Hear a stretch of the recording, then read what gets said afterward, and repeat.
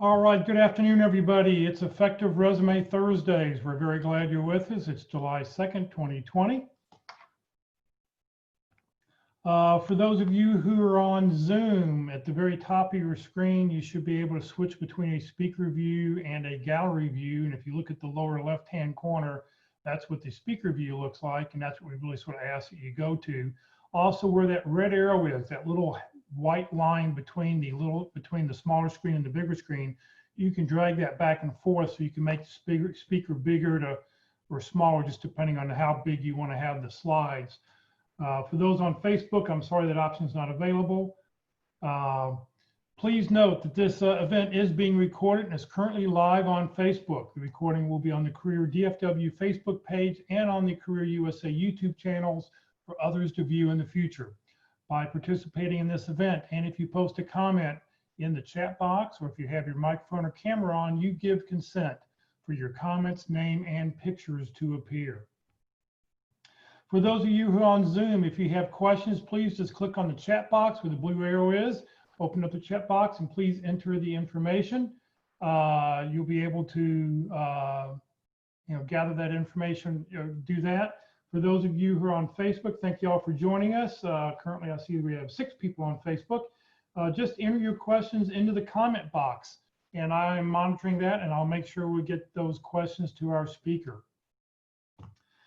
Today, we will review 1 or 2 resumes, just depending on how much time we have. We do have to be out by 1:55 today. You can submit your resume by using the chat box, where the little file thing is written down at the very bottom. You can click on File, where the blue arrow is, and you can submit your resume. But please remember, your information will be public. So if you want to delete your header information and become Mickey Mouse or John Travolta or whoever you want to be, you can do that, and you can hide that information before you submit it. Good afternoon. My name is Jeff Morris. I founded Career DFW back in 2008 to help the unemployed in the DFW area. In 2012, I started CareerUSA.org to help people outside the DFW area. I do facilitate and lead the North Dallas Plano Career Focus Group. I've been doing that every Friday morning since 2007, and I'll talk a little bit more about who our speaker is tomorrow morning at the end of this presentation. And I've been a member of the practice interview team since 2017, conducting interviews. We've got 2 resumes that have been submitted, so thank you all very much. We'll just stop with those 2 for today. Our speaker today is Aaron Alaniz. I knew I'd mess it up. I had it written down here, whatever. But I want to appreciate Alan for being with us today. He's filling in. Carol Burkell, who is normally doing this, is having her birthday today. She decided that having a birthday was more important than helping you with resumes. So Aaron is the operation director at Next Step Recruiting. And Aaron, thank you for being with us, and I'll let you take it on from here. Yeah, well, thank you so much for having me today. I really appreciate the opportunity to speak to you guys and impart anything I can share to help you find your next job and your next career. So I'm going to attempt to share my screen here so we can get started in the presentation. And I was having a little bit of trouble a while ago, but that's only because I wasn't quite sure. All right, here we are. Okay, so my name, like you mentioned, is Aaron Alaniz, and I'm the Operation Director with Next Step Recruiting, and we thank you for joining us for Effective Resume Thursdays here. We do have a handful of things I'd like to go over right before we get started. So first, let's talk about using Zoom. Talk a little bit about that because not everybody's as familiar with this tool, and I know we're also on Facebook, so I apologize if these tools aren't listed on Facebook, but throughout the presentation, we'd like to be a little interactive here, and if you ask questions, have questions, both Jeff and I will do our best to make sure we catch them, and at the end, we'll also leave you with our contact information so that you can get in contact with me if you need to. So if you take a look at the bar, it should be right at the bottom if you hover your mouse over the bottom, and it'll show you the mute, stop, video, security, management, that kind of thing. You'll see the chat box. I want you to look at participant and chat box. And so if we can just real quick use the participant function, if we can log into that, and if we can give me a thumbs up so I can see that people know where that's at. You can log into the participant area and click over that. Give a thumbs up. Be great. Thank you. I see a couple of individuals that have done that. Thank you so much. Just want to make sure that we are all there. It looks like we have a raised hand. If that's in conjunction with this, or if you have a question, keep it raised. Otherwise, you can lower it and we'll continue on. And then the chat function is where you can, of course, I think Jeff had already spoken about it, load the files, but you can also just ask us a question, right? Any questions you have, anything you have for us, you can send it to everyone or just the host, and we will do our best to, like I said, to get that information back to you as quickly as possible. If it's relevant, we will also share it with the rest of the group, just so that they may see. So if you have, we do have our first question for chat. What is the best advice you've ever received about writing a resume? If you could log into the chat area and go ahead and write in, what is the best advice you've ever seen on your resume, on a resume? And Jeff, I can't see both, which is unfortunate. So if you see any good tips there, if you don't mind sharing them. All right, let's see here. Tailor a resume to job requirements. Quantify your accomplishments as much as possible. Be sure to document your accomplishments, not your job description. Stress achievements over duties. That's good. Tailor the resume to the job requirement. Very good. So I did just figure out how to get that on my screen. So thank you so much, Jeff, for doing that. I appreciate it. Took me a little bit there, but I think we did it. So this is a slide that talks about me a little bit more than it probably should, but we're here to help you guys. And of course, I've got 20 years of leadership and management experience. I've done 12 years plus of recruiting, just in the profession of recruiting in an agency environment. I also handle our internal recruiting as well. And then also experienced in multiple different ventures. I've worked as an entrepreneur. I've owned my own business, of course, and then also worked for small businesses and large companies like PepsiCo, Pepsi restaurants, that kind of thing. And really enjoyed an opportunity to get to know a lot of great people, take a look at a lot of best practices and how people are really driving their bottom line through really attracting and hiring the right people. I also work with a lot of youth and college students and people earlier in their career, helping them to grow and helping them to understand the leadership principles and how to continue to affect change for the good in the workplace. So happy to help in any way I can. We'll go through the agenda here just a little bit. If you have any questions, feel free to go ahead and put them in. It says you're getting a copy of the presentation. Sorry about that. I'm just going to pause for a second. We're getting a copy of the presentation.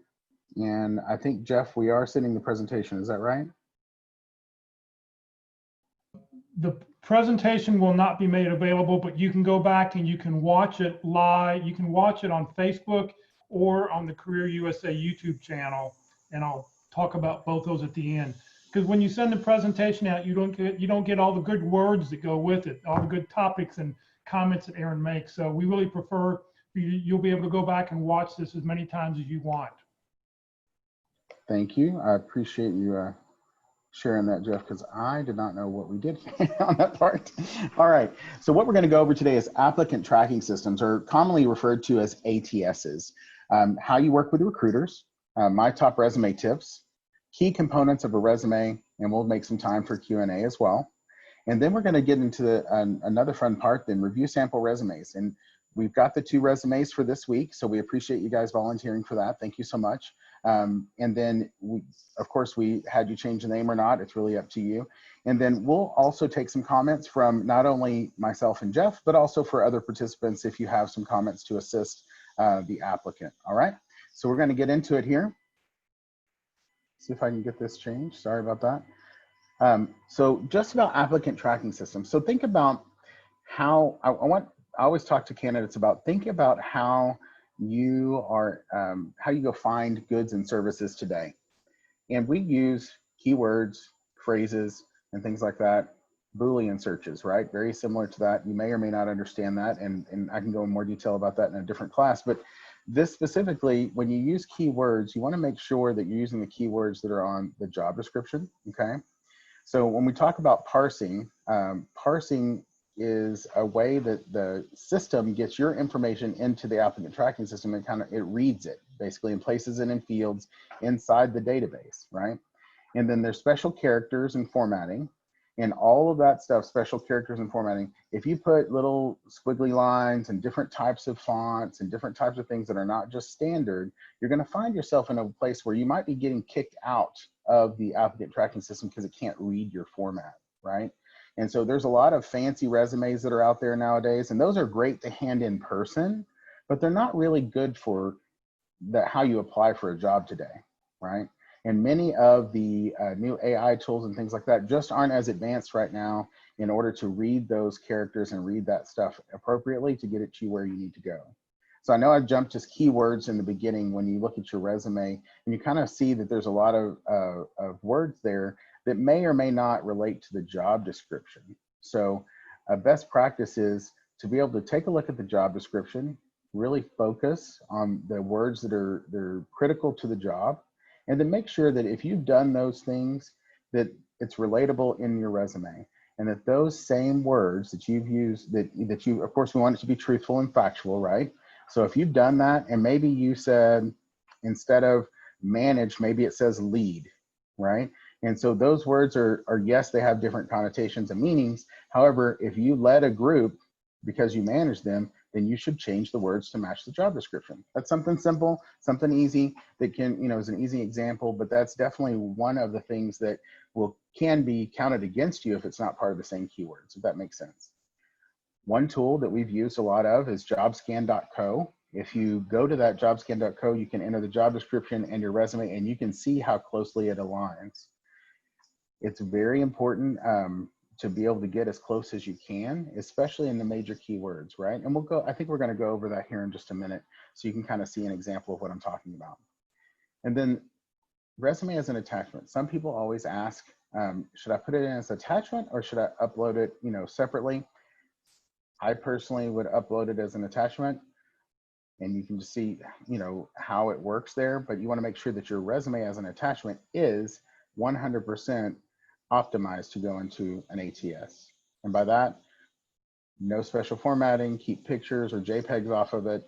You want to make sure that it's easy for the system to read so that you are able to go right to the top of the list. I see somebody's agreeing, no URL links, absolutely. No email address or LinkedIn reference. It definitely gives it a hard, makes it a hard time for the ATS to be able to find you to the right, put you to the right part of the list, right? Because it does the same thing that a Google search does, the ATS does. So if you go in and I want a, controller with a CPA and, a degree in finance and master's in accounting, right? If you went and did that and based on the words that are in there, if it's misaligned in that, and maybe you have it backwards, right? Maybe you have a master's in finance, but a bachelor's in accounting, and you have a CMA, not a CPA, but you are qualified for the job based on the duties, then you've done yourself a disservice because you haven't optimized the other pieces, right? Because whatever comes up to the very top is what's going to matter. Because as a recruiter in agency, what we get is we get maybe 100 to 200 applicants for the position. About 50 of them might be qualified. And of those 50, we're only really going to get to the first 10 or 20 in the ATS because that's the way it matches, right? And by that time, we found enough quality candidates that we can move through the process. And unfortunately, we don't get to the other half of them, right? So it's important that you really pay close attention to this area. And I could probably spend a whole class on how to do this and change the wording and do all that kind of thing. But for now, we'll just continue to move on. So in terms of recruiters, how to work best with recruiters. Now, it can be an agency, and there's differences between working with agencies and working with corporate recruiters. Personally, recruiters can be a great resource. Why do I think that? Partly because I am one. That's true. That's 100% true. But also partly because they can be your advocate to the hiring managers. Whether they're in agency, they're in corporate, they're able to give you your best foot forward, because the manager is going to go somewhat with a recommendation that the person is, talking to directly, right? So if I have a candidate that I'm going to go talk to a manager about, and there's 3 candidates that applied online, chances are, if I've got a great relationship with that manager, they're going to at least look at the resume, where the other 3 may not ever get touched. Right or wrong? That's debatable. At the same time, you have the opportunity to get your best foot forward in front of a manager. I like the comment that somebody has, says, I do my best to have my resume referred from an internal reference instead of applying through the ATS. That's actually a great way to get your name and your story in front of a manager. It's 100% a way to get around the system, so to speak. And I personally believe that the best way to do that is to find a personal reference after you've applied or before you've applied, making sure that you have got a personal connection into the company one way or the other, whether it's a personal friend that's referred you to a person there or you've made a friend. Either way, you get yourself in front of that person. A recruiter can oftentimes be that friend, can oftentimes give you that leg up in the process. And so I encourage you to try to find quality people that you can have a conversation with, ask for feedback, and ask them to be blunt and honest. A lot of times people don't want to be blunt and honest about a job search with the candidates because they're afraid that they might offend them. If you came and we had a conversation, or we reviewed your resume, and I'm going to listen and kind of walk through how you act and interact in an interview, and I'm going to ask for permission if I can give you some feedback, and we're going to give you direct feedback about that, because in an agency world, the only way we can survive is if we have the best candidates, and the only way to have the best candidates is to make sure that they understand how to effectively interview and how to make sure that their resumes are optimized.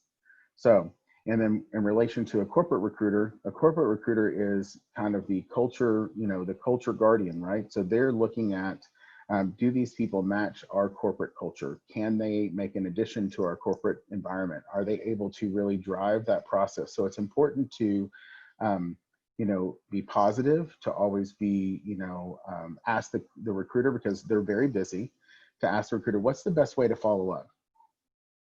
Should I give it 2 weeks and then follow up? Do you like me to call? Would you prefer me to email? And you're basically, by that, you're showing consideration for the other person. And you're also making sure that you're doing it the way they like to receive communication. Are there any questions about working with recruiters or ATSs? Okay. Lily? Yeah, thank you. I have a situation where I've used an internal referral. This guy joined that company barely a couple weeks before I applied, and used his name as a reference. Okay. Now with COVID, he says, I don't know anyone in HR. I don't know anyone except my immediate manager and a couple colleagues, because I'm trying to follow through, and I don't want to bug him either. What do you think I might do? And he says, oh, companies are actually laying off, not recruiting. And so, yeah, so Lily, because I know for another position, the same company, someone else had referred me, and they'd offered the same position to someone else just a day after I applied. Of course, I mean, evidently, I mean, that had been posted quite a while. Yeah. So Lily, my best advice for you is, at the end, when I share my name and number, if you'll do me a favor, let's set up a time to talk about your specific situation, and let's talk that through. And I'll do my very best to help give you a solid advice based on my experience and best practices, so that you can have some good direction, right? Because those things can be very sticky and very challenging, and maybe give you some other options or some things to think about. Would that work?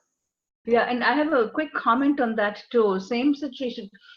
Different companies have different systems. Now, sometimes they require the employee to refer you first before you ever apply, in case they want to give that $500 or whatever. And a good friend won't be after the $500, but I definitely want them to get that $500, So that's something to, I think, investigate beforehand.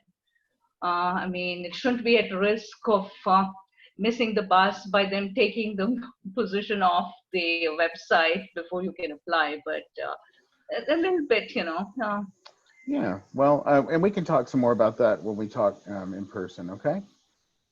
We'd like to, if you could, if you have questions, please enter them in the chat box. We've got probably a good another half hour of information we want to make sure we share with everybody. So if you can, enter your questions so we want to make sure we at least get to one resume to review today.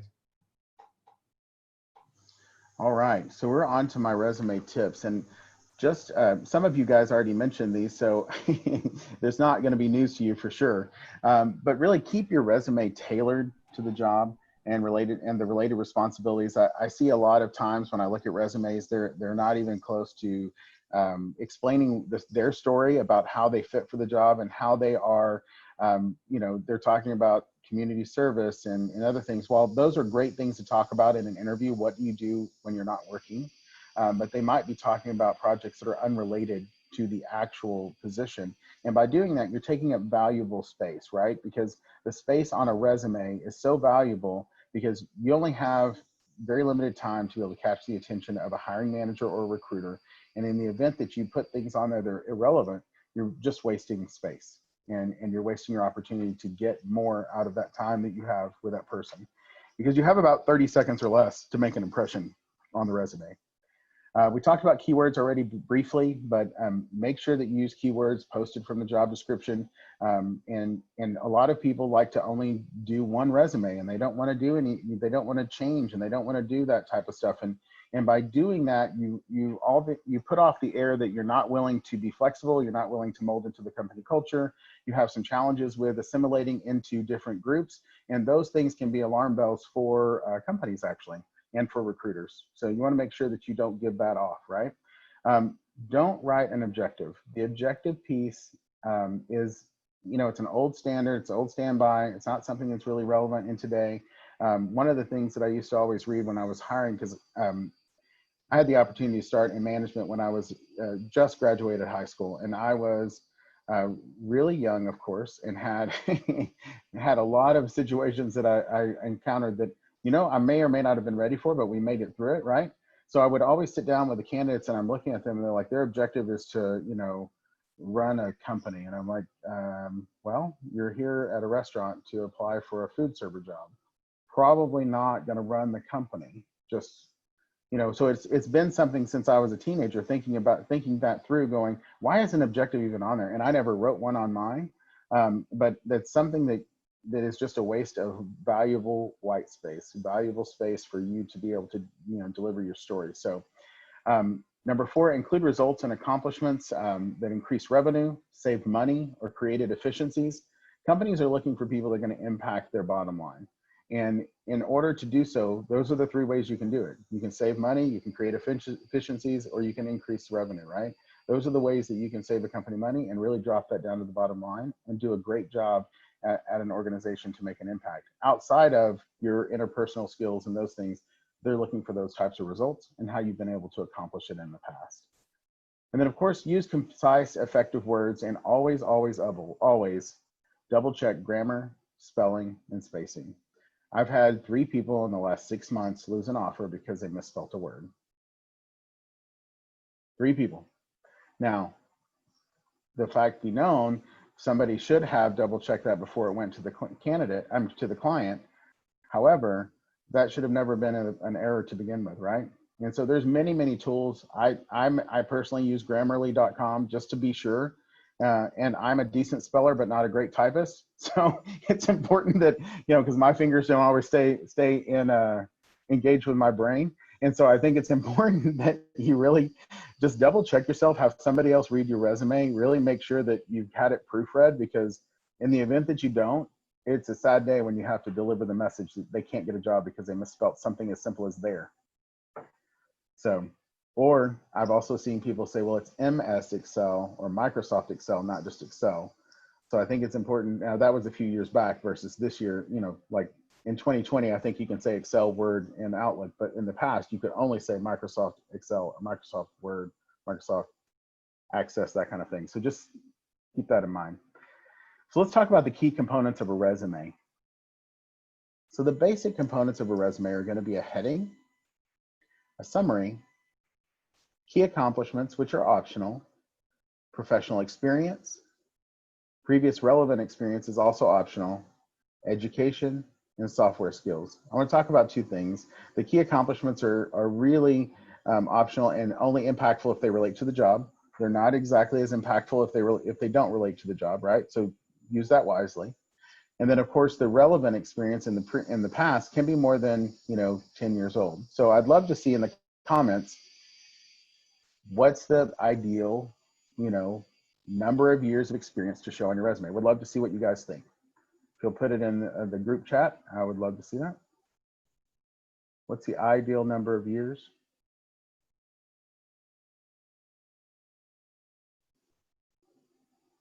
So I've got some people saying 10 years. Some people saying all.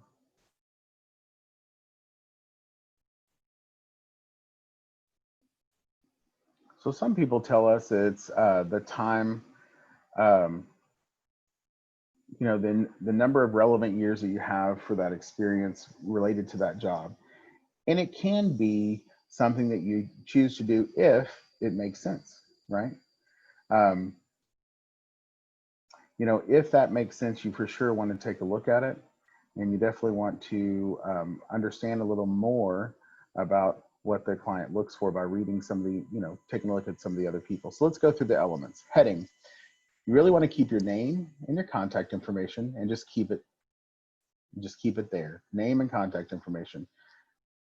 Extra links, like we already discussed, putting websites, things like that, are very ineffective at this phase of the ATS parsing piece. It's not going to get you where you want to go because it can confuse the system for sure. So name, and there's some debate about whether you put your city and state and zip code. I personally prefer just name, email, and phone number, and that you can let people know by the way you apply and the places that you indicate in the job search boards where you're willing to work. So you can make the decision whether you're willing to drive to Dallas or Fort Worth or Grand Prairie or Greenville or whatever the case is. So you don't want to limit your options. No physical address is needed.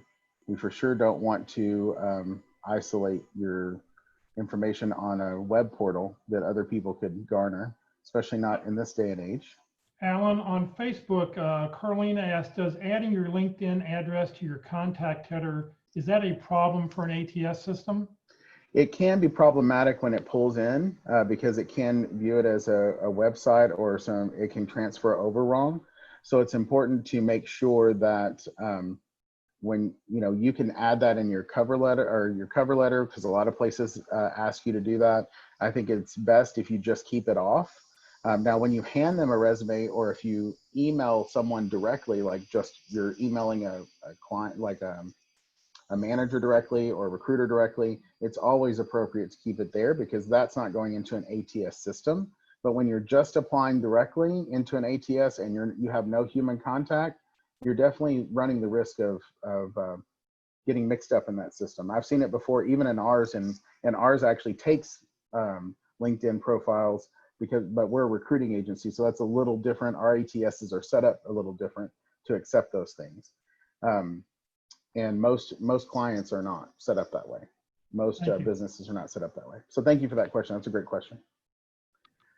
And then in terms of, somebody asked, should we include certifications in a resume? Absolutely. You should include those if they're relevant to the position, right? If you have let's say I happen to be an ordained minister, is that relevant to all the jobs that I'm applying for? Probably not. So I'm not going to add that. Right? It doesn't make sense unless I'm looking for a job at a nonprofit that happens to be a nonprofit that would like ministry certifications, right? Just one of the things that we can kind of talk about as you cater your resume for that job you're applying to. So let's talk about summary and profile. Summary, not an objective. I think it's important to know the difference because a summary is literally just taking a look at what the job description is and then given a 2 to 3 sentence, really no more than 3 sentences in terms of my view, no more than 3 sentences. I don't know, how many sentences do you prefer, Jeff? 3 at the max. Right. And just really selecting the words to get your points across. If you kind of think about, well, tweet's a very bad example this day and age, but if you were looking for an effective, just here's a big punch there. So innovative business analyst, right? With proven track record, you're given information that can help the mind awaken to what else do you have? Like, let me get down to areas of expertise, right? And on areas of expertise, we really only want 9, maybe 12, maybe 12. And that's a big maybe, because I hate to see all that clutter all at one time. If you can get it down to 9 really strategic, strong areas of expertise, I think you're really doing yourself a favor, because we get to business analysts, we're going to read a little bit more, we get to the areas of expertise. It's got all the bells and whistles that I'm looking for. And now I'm really going to drive down into what the experience is, because you got me past the top of the resume. And I think you guys. oh, go ahead. I'll say that when I interview candidates, one of the key things I'll say, okay, you've got 9 or 12 areas of expertise. What are your top 3? Your top 3 better be these 3 or these 3. Don't go tell me that user interface or customer facing roles is your top thing, because that's number 8 or 9 to me. So just be aware of, make sure that, make sure you put those at the very top or on the very left-hand side. Yeah, great point, Jeff. Great point, because that's how the human mind works, right? That's how we read it. And so that's a great point. And a lot of times it makes sense to us when we write things, but if we don't have another perspective and we don't listen to the other perspective, we really put ourselves in a corner and not really, we don't open ourselves up for the best opportunities always. So thank you for that. And so of course you want to modify those areas of expertise for every situation. So what I often recommend someone is write a master resume where they have all of their experience of everything and every one of their duties and that kind of thing. So they have one, and that's their archive. That's what they pull off of, so they're not recreating the wheel every time. And then when they have a job that they see that they like, they go to that job, they modify it to match that job, and they use jobscan.co, or they use another tool like that to make sure their keywords are lined up, right? And to make sure that they're a match, and then they go from there. But take it down to that. I mean, I would even say, depending on the job, and maybe you might disagree with this, Jeff, but even getting down to 6 areas of expertise, because it's really hard for me to personally believe that someone can be really good at 9 things, right? Because the word expertise makes me think that you literally have expert level knowledge of that. And personally, that's a little hard for me, but that's just me. And maybe I'm not as good as those people. So, and that's also okay. That's okay, no problem with that. So let's move on to the key accomplishments. Optional section here. So make sure that we know that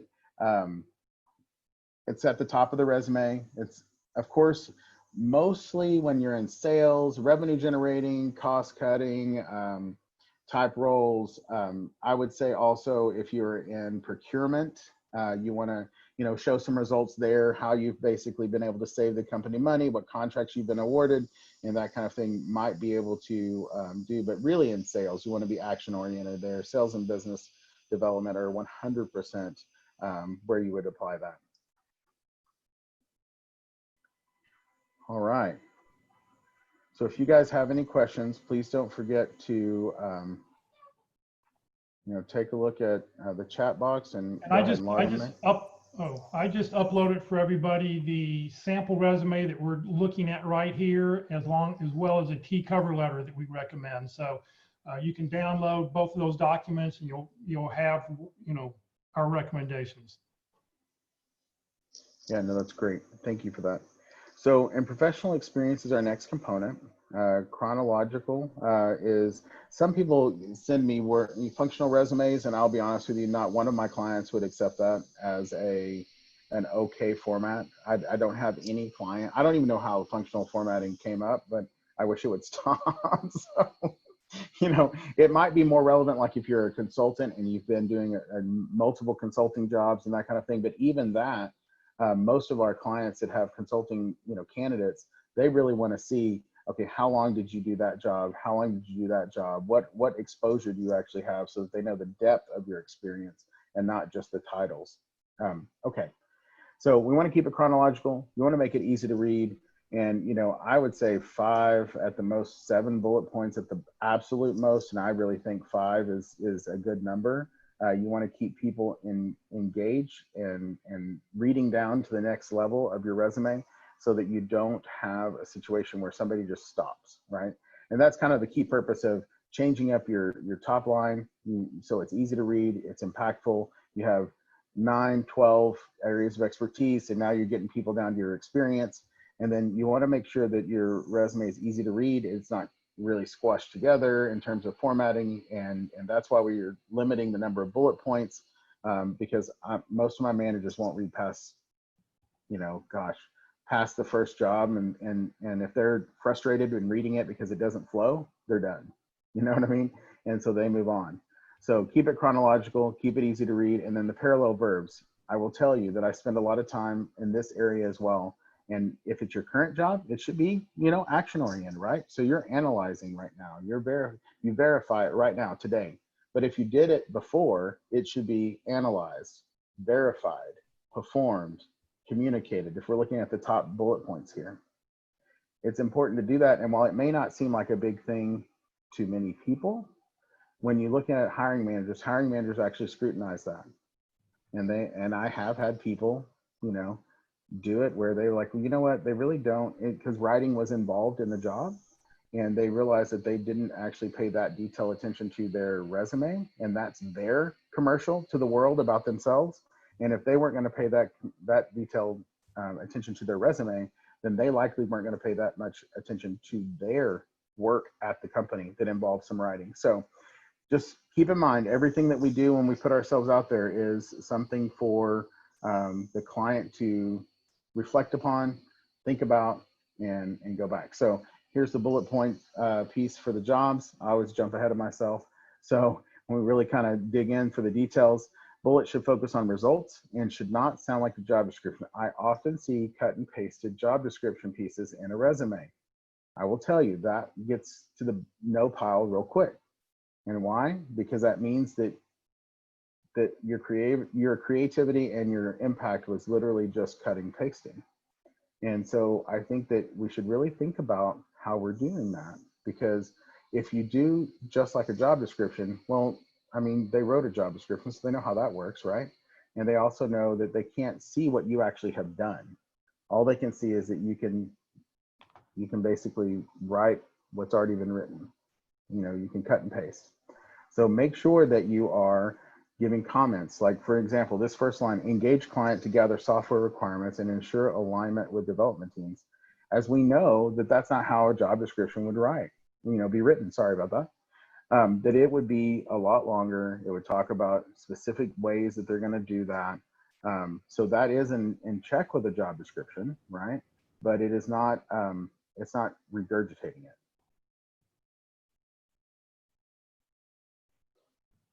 So Carlos made a good point, said recruiters might not read past, why have 6 bullet points? Why not have your top 3? I honestly, Carlos, if you can get what you need in 3 bullet points, then I think you should do 3. The simpler, the better. If you can have 3 bullet points and communicate everything that you need to communicate in those 3 bullet points, I 100% agree with you, actually. Just my opinion, though. So let's focus on results, right? Let's look at this. This is an interesting twist here. So Carol had, this is actually from a client Carol coached, and she was speaking about how to make his stuff more impactful, right? So she uses the so what, right? So let's read this text. It says, developed a visual basic program to automate conversion and migration of data. And so, like, I usually ask, okay, so what does that mean? And you keep asking the so what, and sometimes people, right? Sometimes people don't think past that, because in your head, you know what that means because that's what you did. But when you're really trying to communicate it, you really need to be able to give the entire answer, which is the answer to this was it resulted in the data migration, reducing the data migration time by 90%, eliminating errors and increasing stakeholder confidence. So how much more impactful is that if you get it all together, right? If you're able to get the rest of the information, right? So the news phrase was, well, I can't get this off my screen, that's great. Reduce data migration time by 90%, eliminated errors, and increased the stakeholder confidence by developing Visual Basic programs to automate conversion and migration of data. Now that right there is an impactful statement, and it says much more to the client or to the hiring manager than develop Visual Basic programming, right? So ask yourself that, so what? Make sure that you're putting the results and actions that you took in order to really define how you've been able to impact the company and what results you're able to get. So we take a look at this. If you've had multiple roles at a company, many people who have had longevity at a company have a challenge with this only because they put like it's a separate job each time. And when you do that, it confuses the ATS system, right? It makes the ATS system think that you're maybe a job hopper, because sometimes they set it that they want only see people that have been 2 years at a job at the top of the list. Not that they would not look at other people, but maybe you've been at a company for 6 years and you had a quick, rapid rise in trajectory. So you had 6 months at a staff level, and then you were a senior for 6 months, and then you became a manager for a year, and then you were a senior manager, and then maybe you're now a director.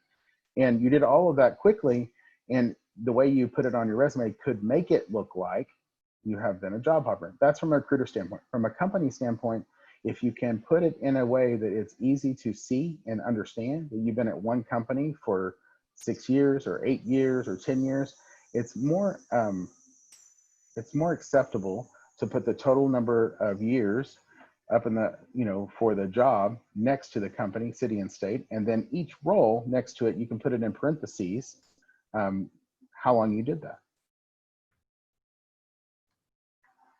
And that's just a better way to be able to let the managers know and the people that are looking at your resume, the hiring, decision makers, how to do that. So let's talk for a second about how to handle companies that have changed names or even gone out of business, right? So if the company had been, well, let's just talk about change names, because I didn't actually add the go out of business, so I apologize. I'll just speak to it. So give the current name of the company, right? And then in parentheses, put formerly ABC Co, right? So if you put XYZ as a new name and formerly ABC Co, right? And then you can also give the old name, and then you can put in parentheses acquired by who and in what year. It helps the companies understand a little more about where you've been and who you are. I know that there are times whenever we have come across candidates that have this company closed, but it was absorbed materially by another company. And so this is the same way they would do that, right? But if a company closed altogether, you would just put no longer in business, or you can just not put that and just tell them verbally. All right, so let's talk about education and software skills. So education, degree, you just put your degree. It's very important that if you don't have a degree, you don't make it appear that you do, right? You can say pursuing degree or in process, things like that, or just put studying business, studying, accounting, studying that. It's just important that you don't falsify this information unintentionally, because that can be a problem if you go to get hired. Should you get an offer and they expect you had a degree, when you fill out your application, it shows it's still in process, not graduated.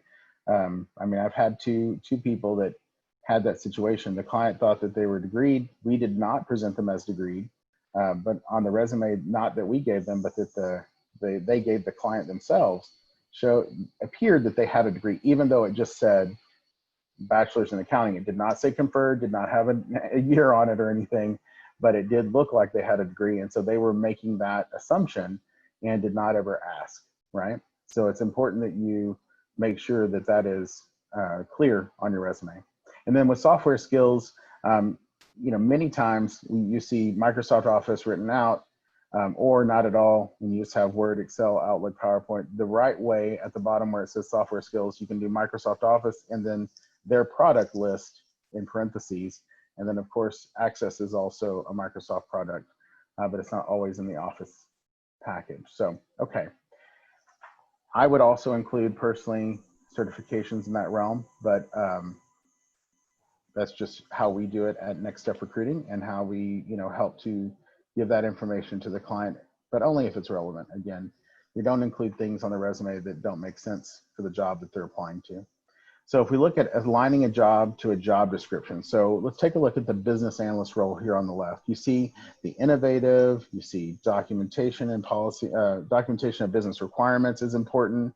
And if you look over here to the right of the resume, you can highlight those same areas, and they've done a good job of highlighting them for us ahead of time, right? So innovative's there, business, improved processes is there. You know, agile is on the resume in the areas of expertise. If you kind of take a look at that, those things should align, and you should be able to see those glaringly, right? So you might have just put worked in Visio on charts versus creating business flow charts. That's another example of the same words mean the same, but not explain the same. So you have to make sure, because the machine doesn't know that Visio does flow charts, right? What they do know is that they're looking for business process flow charts. And so if you put it out here the way it's written, then you're able to do those things, right? And then of course it talks about Visual Studio, that's on there. You want to make sure that it's aligned in every way you possibly can. All right. What questions do we have in the chat box? Well, somebody asked me, you know, should you include on the resume why you left your last company? And I replied, they sent it to me personally. And I said, no, you don't want to do that. I agree with you. Because think about your job search as, you know, looking in the rear of your mirror versus looking at looking through the windshield. You want to be looking ahead, because what's ahead of you is what you should be excited about doing. You rarely should be looking behind what you did. Tell me what you can do. How can you solve my problems? That's the key. That's right. That's exactly what the clients care about, right? And that's what my clients and my hiring managers, and if you're a corporate recruiter, your client is your hiring managers. And for us,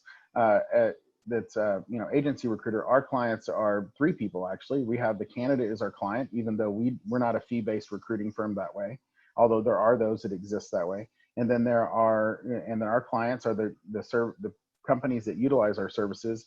And then of course we have account managers and other individuals that are in our circle that we work with, that we have multiple clients, and we want to make sure that both our talent acquisition corporate partners, as well as those hiring managers and our candidates, are all winning in the process, right? And so that's really what's important, that everyone is getting the service that they need. Okay. Sharon asked, is it ever okay to have more than 2 pages of a resume? Is it ever okay? Yes, in a couple of different places, right? So if you're in a highly technical role or governmental role, those things are important to be able to list out, and even an academic resume, right? The other things, I'm hard pressed to find something past 2 pages, and it would just be situational if a 3rd page was, you know, needed, and we can kind of talk that through on either one-on-one basis, or we can talk through some examples, and you're welcome to give me a call and we can talk through that for sure. It says here, should you include a job that you only were on for 2 months, even if it was recent, if that job doesn't add value to your job search? What about when they do a background check and they find it, but you didn't report it? Your resume is not a legal document. So be aware that your resume your resume is like a fishing hook. It's there to get somebody to call you up and go, let's talk about how you can help my company. When you fill out a job application, then you need to put down everything you've done, because that is a legal document. Well, I think also in the interview, right? Because the resume is just an opportunity for you to showcase your skills and why you're a good fit for that particular job or that situation. And then when you're talking to them in the interview and you reference another company or another situation, because it's not on the job description or not in the realm of what you thought might come up, it's okay to talk about jobs not on your resume. You say, well, these are the ones that were focused on my resume. What I do have is some other experience in this other area that could help with that situation. But, you know, how does that pertain to this role, right? And how can we kind of get them back onto track to what you actually got there for, and not for something else. Right. Let's see, 2 months. So I agree with you. It is a hook to get the information. So if you owned a business and wore different hats, it's acceptable to place a couple of different roles under one job description. So if you owned a business, I personally owned a business, and I had out there owner, because this was before I was in the business of recruiting, right? I just had owner out there, right?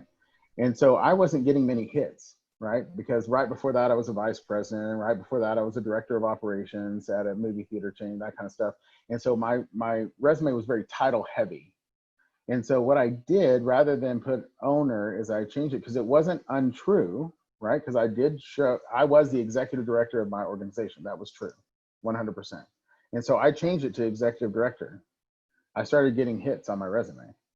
And I was like, wait, what? It's like, so I was like, so you have to determine what's the right title, right? And if they asked, I was like, no, I mean, I was also the owner. I owned it. But it wasn't that I was untrue. That was the role that I did. Right. All right. We only have a few more minutes, so let's take a look at one of the resumes we have here. Oops. We're only going to have a chance probably to really look at one of them. So this person has hidden their first and last name, which is great. But I'll slowly sort of scan through here so you can take a look and see it.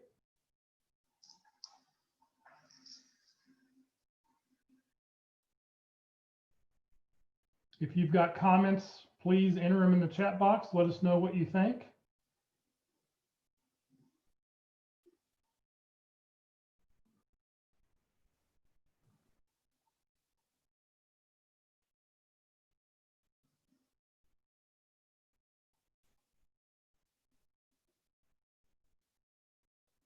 So let me zip back up to the top.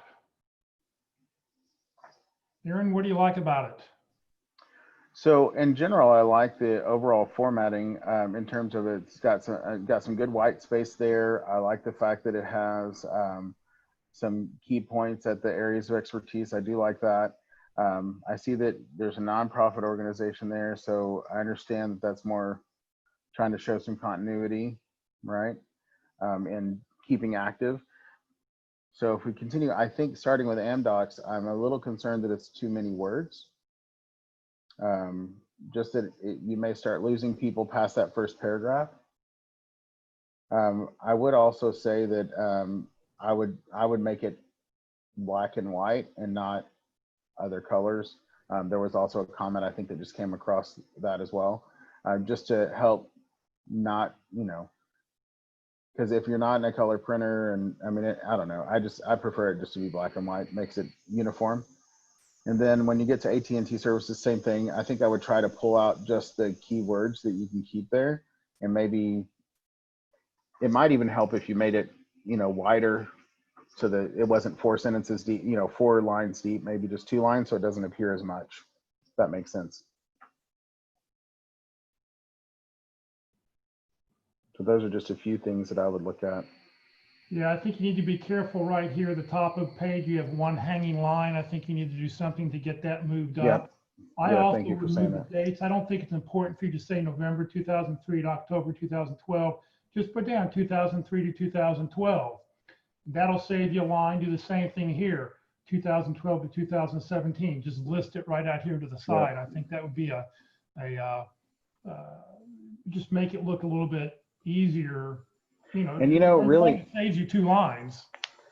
Yeah, actually 3 if you do that. It's a nonprofit organization too. And then if you take experience and you take that margin on the left and you make it a little bit wider and you take it a little bit wider on the right, you would also free up, so it'll look less words, even though it would be the same.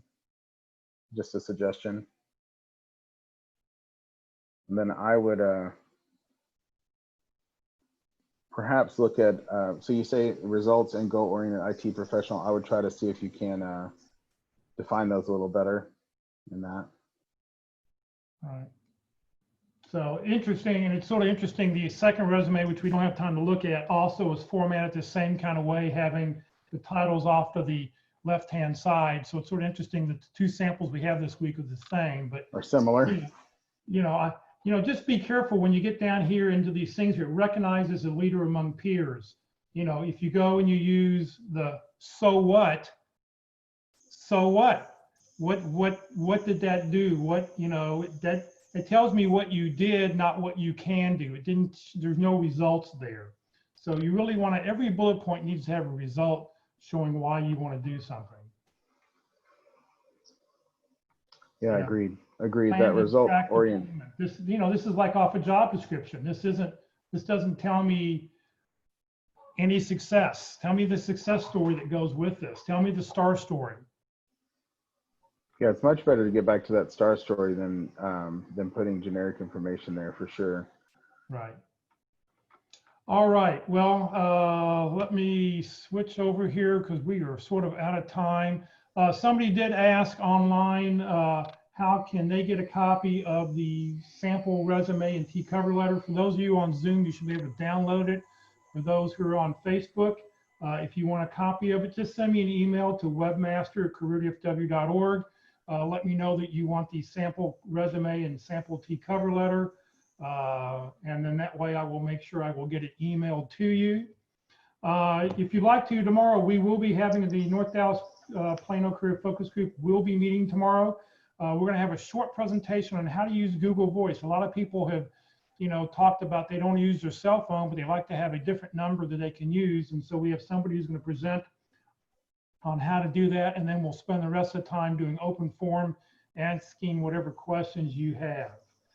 Next Tuesday, we'll be doing LinkedIn Tuesday.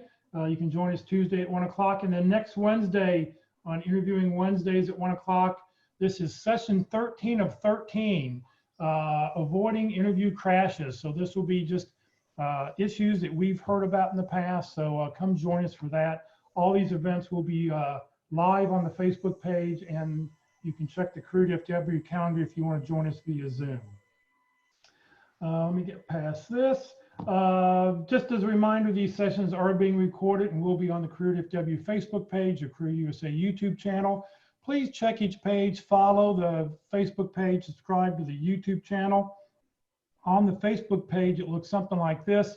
If you will, click on that red arrow down below the red arrow where it says follow.